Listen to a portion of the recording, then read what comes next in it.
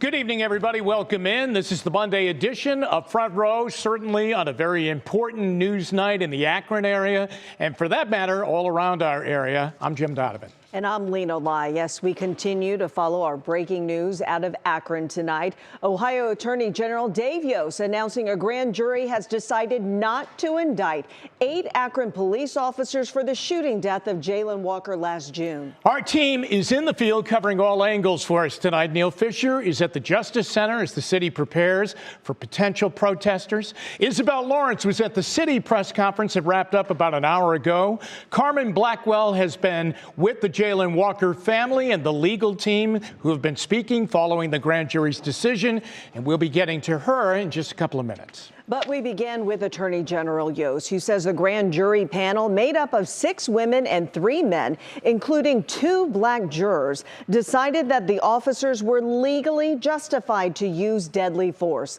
Those 8 Akron officers fired 94 shots at Jayland Walker after a chase by car and on foot. At least 46 of those bullets hit Walker. Yost says Walker had fired his gun out of his car during the police chase, and while running away, reached across his body to his waistband and turned his body toward officers. That's when police opened fire.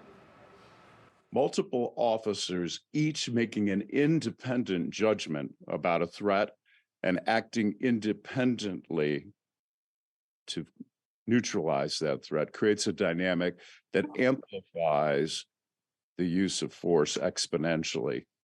That being said, it is critical to remember that Mr. Walker had fired on the police and that he shot first. Turns out Walker did not have the gun in his hand. His gun was later found in his car. 25-year-old Walker had no criminal history, no drugs or alcohol in his system.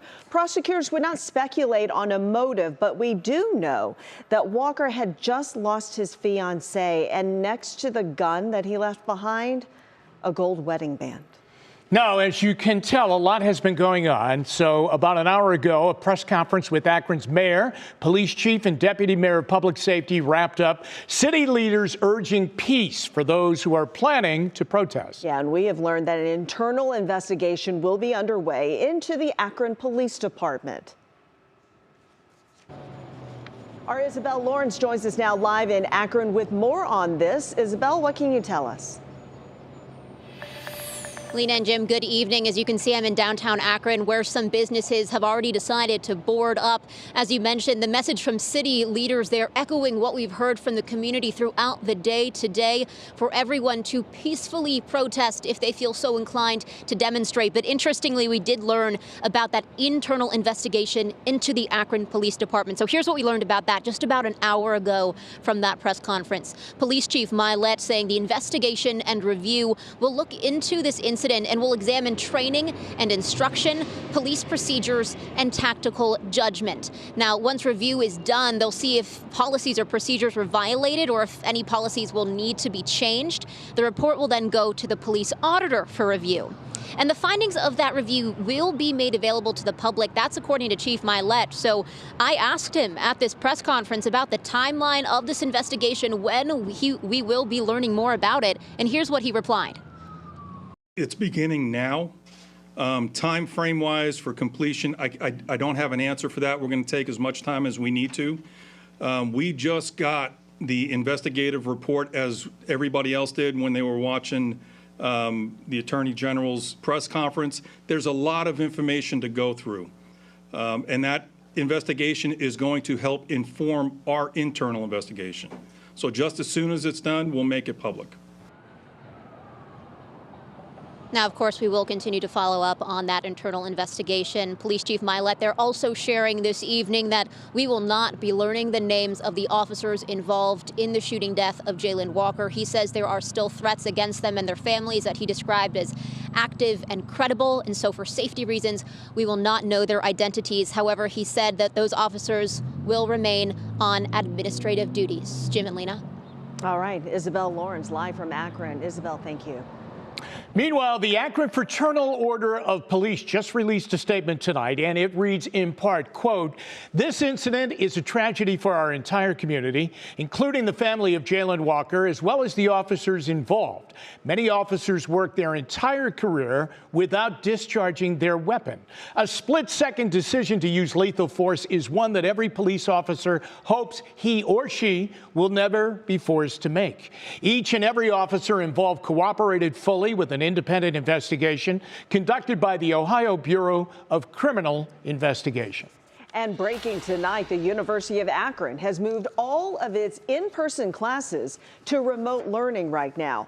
All on-campus activities tonight have also been canceled. The University of Akron Police Department and the administration will continue to monitor the situation and will communicate any additional changes in operations via email, social media, and the university's website. And we are tracking more school closures across the Akron area for tomorrow.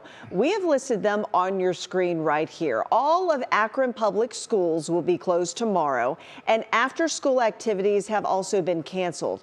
You can find all of these closings on WKYC.com. We will continue to keep that updated. Now, less than an hour ago, the attorney for Jayland Walker's family gave a very passionate and emotional reaction to the grand jury's decision not to indict any of the officers involved in Walker's death. Our Carmen Blackwell was there. Carmen, it was a very emotional evening for his family and other leaders, too.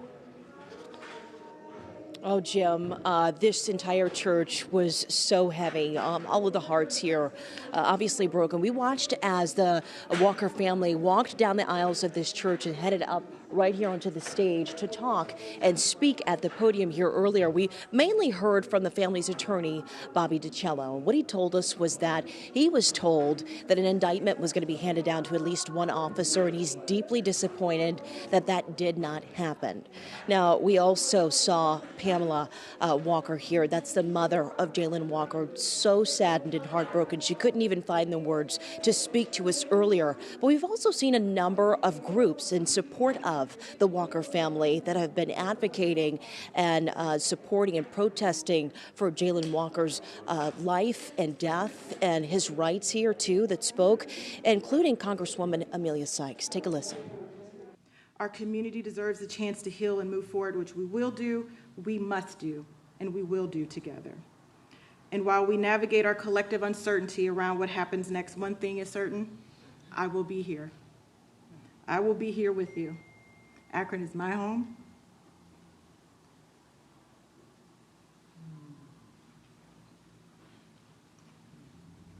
I was born here. I was raised here. I chose to serve my community, and I'm not going to run away from this challenge. None of us will, and I'm asking all of you to stand up with us and stand up for Jayland and make sure that we have justice not only for him, but sons all across this country. Thank you.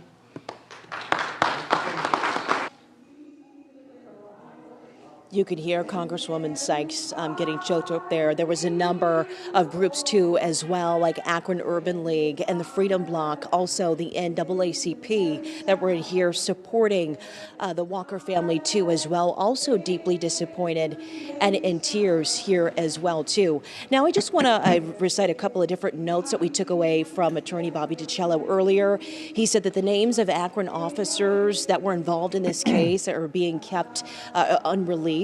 Is the worst kept secret in Akron. He also did tell us, too, that between June 1st and 15th, that they will be filing a civil suit that's marking just 1 year before the death of Jayland Walker. Jim.